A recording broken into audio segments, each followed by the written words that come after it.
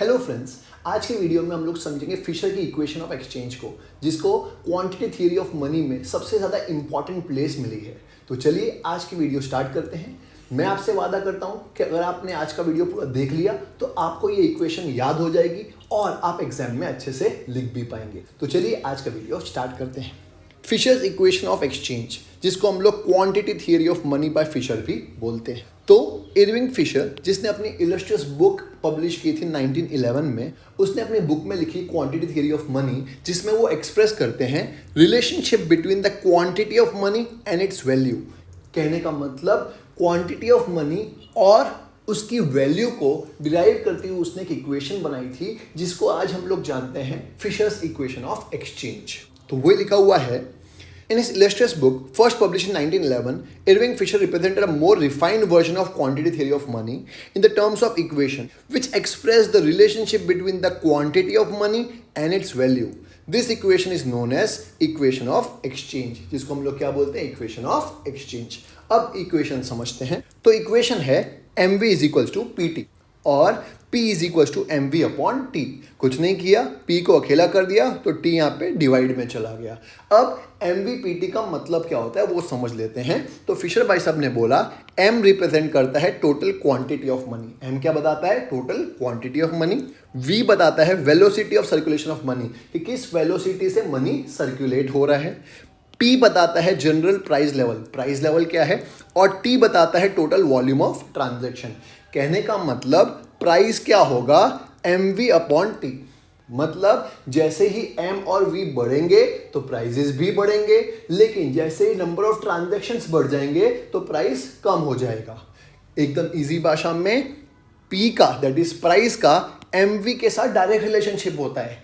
M और we बढ़ते हैं तो प्राइस भी बढ़ता है, लेकिन T, that is number of transactions, जब नंबर ऑफ ट्रांजैक्शंस बढ़ते हैं तो अपने आप प्राइस कम हो जाता है। तो इसका मतलब P का T के साथ इनवर्स रिलेशनशिप होता है। लेकिन फिशर भाई साहब ने यहाँ पे सिर्फ और सिर्फ प्राइमरी मनी को कंसिडर किया था। अगर आप देखेंगे तो M क्या था? टोटल क्वांटिटी ऑफ मनी, कितना क्वांटिटी ऑफ मनी है। लेकिन फिशर भाई साहब भूल गए थे कि थोड़ा पैसा कैश में होता है तो थोड़ा पैसा कहाँ पे होता है? बैंक में भी पड़ा होता है।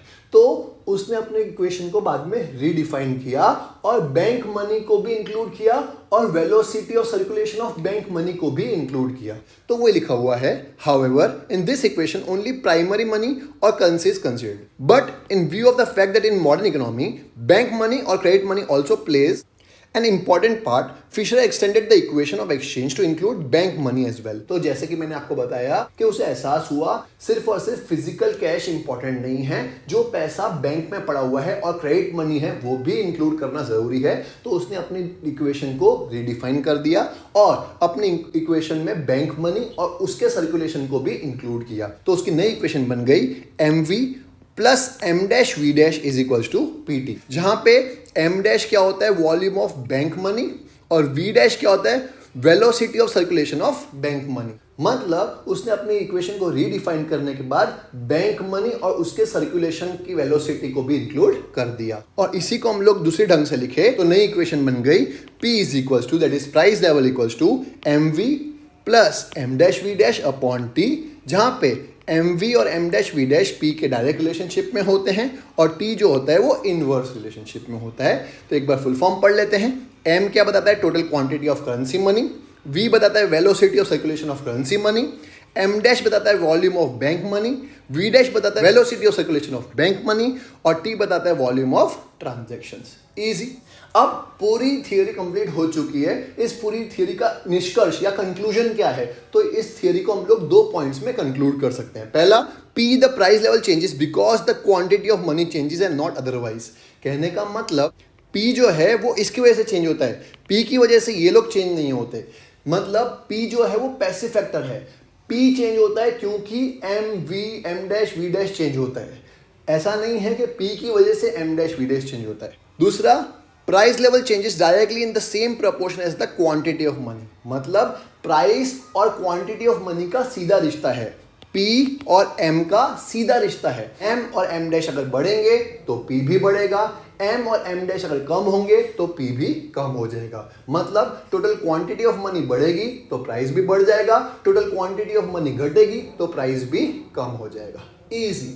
तो अगर आपको इसकी थ्योरी याद हो गई है तो मुझे उम्मीद है कि आपको नेक्स्ट वीडियो देखने पर इसके एजम्पशंस और लिमिटेशंस भी याद हो जाएंगे। अगर आपको लगता है कि मेरी वीडियो आपको कोई यूटिलिटी दे रहे हैं तो प्लीज़ मेरे चैनल को सब्सक्राइब करना मत भूलिएगा और अपने फ्रेंड्स के साथ ज़रूर शेयर करिए ताकि वो लोग भी फिशर इक्वेशन बहुत ईजिली समझ सके।